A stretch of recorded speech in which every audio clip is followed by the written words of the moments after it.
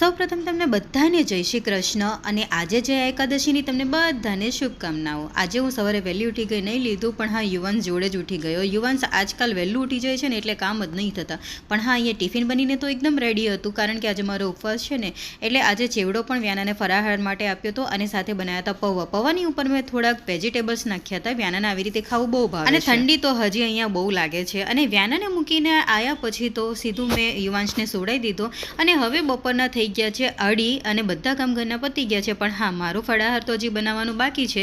વ્યાના અને યુવાંશ માટે તો ખાવાનું બની ગયું છે, એમના માટે કોબી બટેકાનું શાક બનાવ્યું છે અને રોટલા બનાવ્યા છે મલ્ટીગ્રેન, પણ મારા માટે ફળાહાર બાકી હતો એટલે આજે સાબુદાણાની ખીચડી બનાવી રહી છું। તો ચાલો હું તમને પણ બતાવું છું કે હું ખીચડી કઈ રીતે બનાવું છું। પહેલાં તો મેં સાબુદાણાને રાત્રે જ પલાળી લીધા હતા, કારણ કે એકદમ છૂટા છૂટા સરસ મજાના થઈ જશે સવાર સુધીમાં ફૂલીને। અને મેં અહીંયા બટેકા પણ ઝીણા ઝીણા સમાર્યા અને સિંગદાણાને મેં શેકી કાઢ્યા અને એનો પાવડર કરી નાખ્યો અને મરચાં થોડા મોટા પ્રમાણમાં રાખ્યા અને થોડો લઈ લીધો કડી લીમડો। અને અહીંયા મેં વઘાર માટે લીધું છે સિંગ તેલ એમ મેં ફળાહારમાં આપણે લેવાય એટલે અહીંયા પહેલાં મરચાંનો તડકો લગાડી દીધો અને બટેકા અને કડી લીમડો નાખી દીધો। હવે એમાં થોડું આપણે સિંધવ મીઠું એડ કરીશું એટલે બટેકામાં સરસ મજાનો ટેસ્ટ આવી જાય અને પછી આપણે થોડી વાર એને ઢાંકી દઈશું તાકે એ થોડા લાલ પડતા થઈ જાય ને પછી આપણે એમાં સાબુદાણા એડ કરવાના છે। બટેકાને 2 મિનિટ સાંતળીને થોડાક ચડી ગયા ને ત્યાં સુધી એને મેં રવા દીધા અને એના પછી મેં એમાં નાખ્યા સાબુદાણા।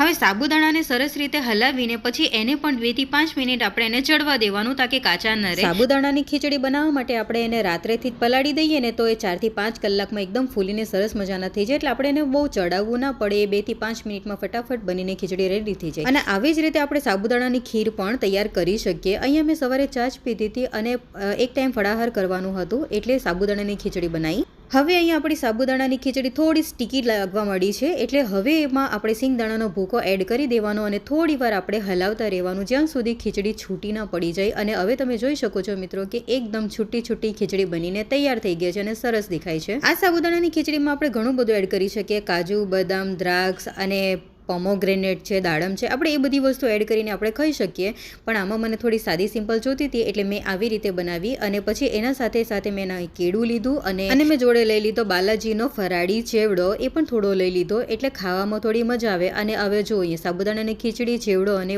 કેળા તૈયાર છે અને જોઈ શકો છો તમે ખીચડી સરસ મજાની દેખાય છે। તો ચાલો હવે જમવા માટે। અને આજનો વ્લોગ તમને કેવો લાગ્યો મને જરૂર કહેજો અને મિની વ્લોગ જોવા માટે મારી ચેનલને સબસ્ક્રાઈબ કરવાનું ના ભૂલતા। ચાલો હવે આવજો।